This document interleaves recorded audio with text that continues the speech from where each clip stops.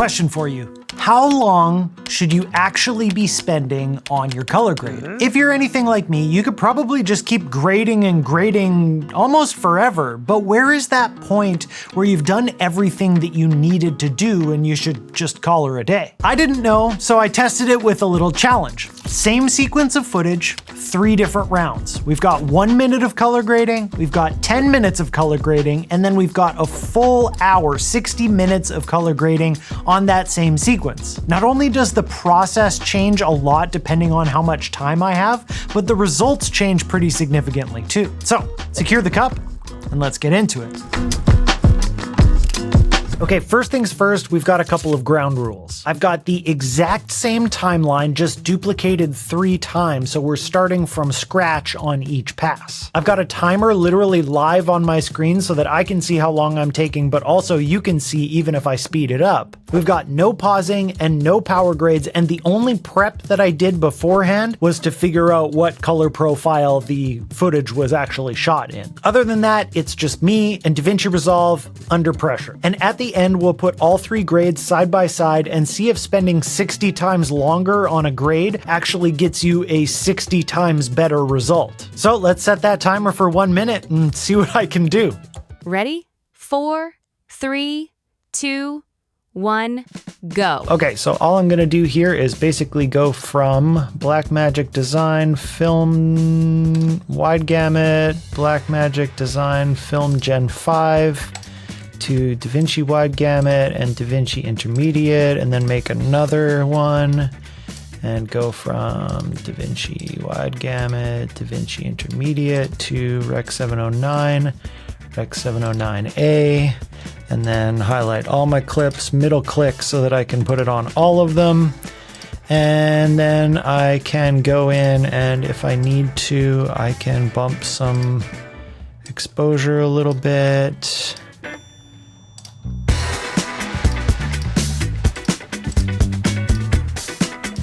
And maybe pull down the highlights on this one ever so slightly. Something like that. And that's it. That's my 1 minute grade. But before we dig into what it looks like, let's just set the timer for 10 minutes here and see what we can do. Ready? 4, 3, 2, 1. Go. So I'm gonna approach the start of this basically the same as I did in the 1 minute one. So we've got our color space transform in and out, but then I'm gonna add these 3 nodes in the middle. The first one is going to be for exposure. So I'm gonna go through each and every single clip and just get the exposures looking decent and consistent. Then the second node is gonna be for white balance. And the way that I like to do white balance is by going in and changing it to a linear gamma, and then I'm going to use the gain wheel while looking at my vector scope and at the image itself. So I'm just trying to get things consistent across all of the images here, all of the different clips, and then I should also be able to add a little bit of warmth if I want in the actual look of the sequence as well. Then the third node is for my contrast. So I'm gonna go in and dial a little bit of contrast because there were a couple of clips that didn't quite match the other ones.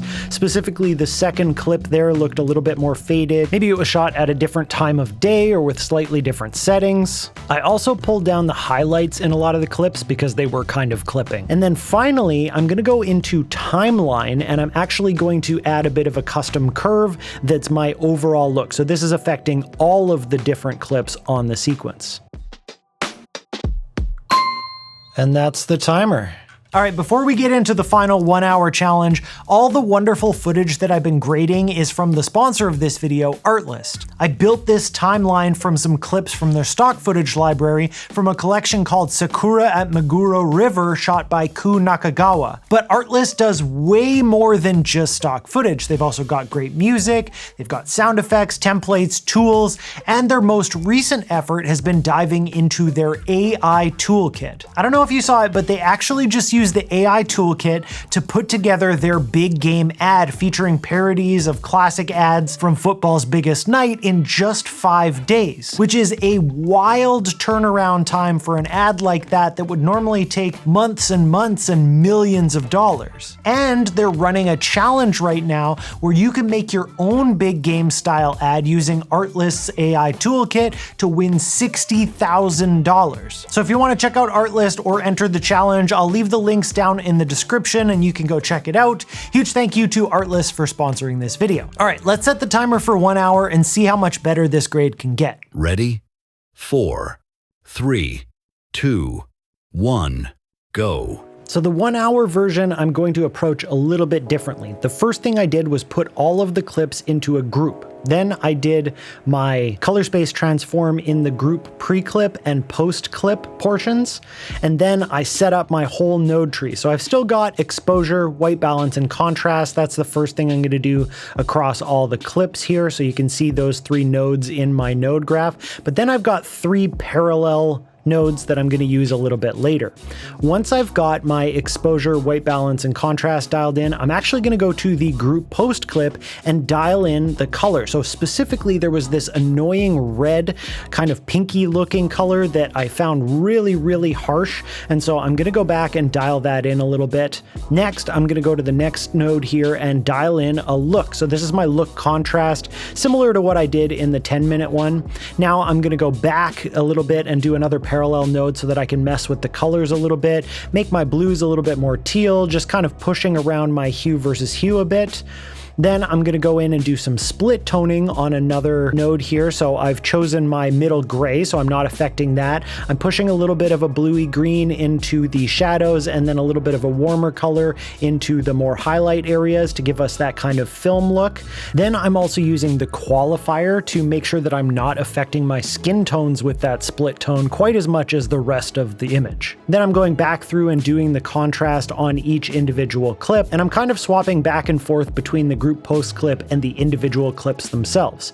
And then the final step is to go through on every single clip and use those 3 parallel nodes to shape the light. So what I'm doing here is using masks and then mostly just using my exposure control in the HDR panel to make things brighter, make them darker, to set vignettes around, and I'm really trying to draw the eye into certain areas. And this is going to be the big difference that we're going to see between this version and the 10-minute version, is that I've got this extra time, so I'm actually able to shape the light and kind of point your eye in a certain direction to do all of these different little extra things that I didn't have time to do before, so that the frame looks different than what it did when it was actually shot. And then finally, I'm going to add a little bit of effect. So I've got a little bit of a grain on here and then a little bit of a haze using the Film Convert Hazy plugin with a glimmer glass style effect. And I'm going to be honest, I got 12 minutes left and I think I'm going to call it there because I don't really think there's anything else that I want to do. So let's take a look at the difference between a 1-minute grade, a 10-minute grade, and then a 48-minute grade.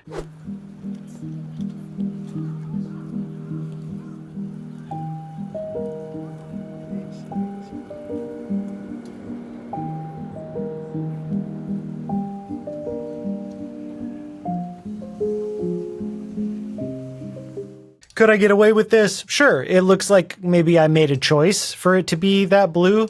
We got one shot that's super low contrast here. It definitely could be better. Let's see what the 10-minute grade looks like.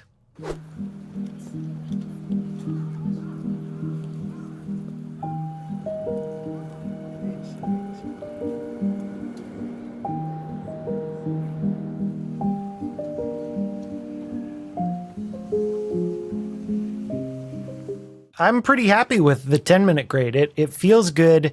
Everything feels fairly well balanced. The reds really bug me because I didn't have the time to fix what I assume is a color space transform problem. Bright pinks popping through, and even the red on this bridge here, it feels like it doesn't make sense with the rest of the frame. In this one, you can see this pylon, which I didn't really notice before, but damn, it pops out. But overall, like if you were to throw this up quickly and you had to get it out, like it's not so bad. And let's check out what the hour grade looks like.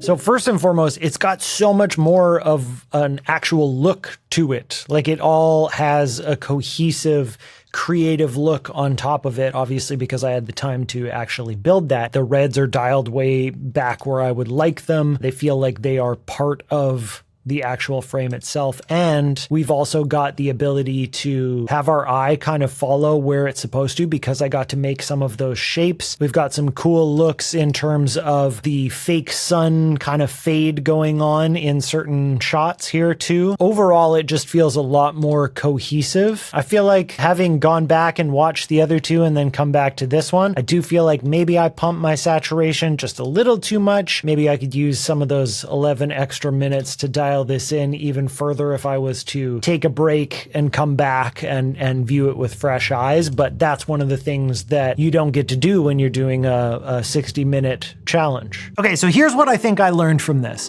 1 minute is basically just enough time to get the footage into the right color space, and that's it. You're not actually grading at that point, you're basically just surviving. 10 minutes got me surprisingly far. White balance was dialed, contrast was solid, there was even kind of the start of a look in there, but it was missing that extra shaping, the stuff that tells your eye where to look, and kind of a cohesive creative style tying everything together. And then of course there's the 1 hour round, which I actually finished in 48 minutes with nothing else that I could think of to do.